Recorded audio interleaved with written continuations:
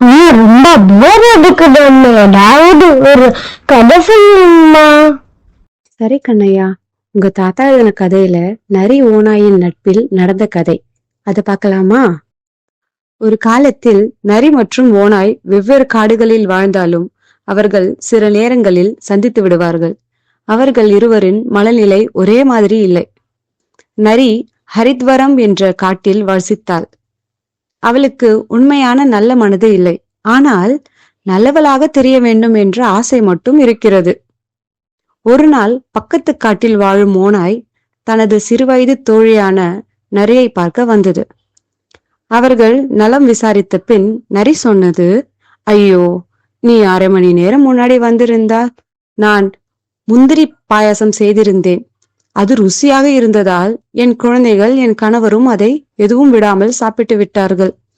இப்பொழுது நீ தொலைவில் இருந்து வந்திருக்கிறாய், உனக்கு கொடுப்பதற்கு எதுவும் இல்லை என்று வருத்தப்படுகிறேன். ஓநாய் அதற்கு சொன்னது, நான் சாப்பிடவே வரவில்லை, நீ எப்படி இருக்கிறாய் என்று பார்க்கத்தான் வந்தேன், வருத்தப்படாதே என்று சொல்லிவிட்டு சென்றது.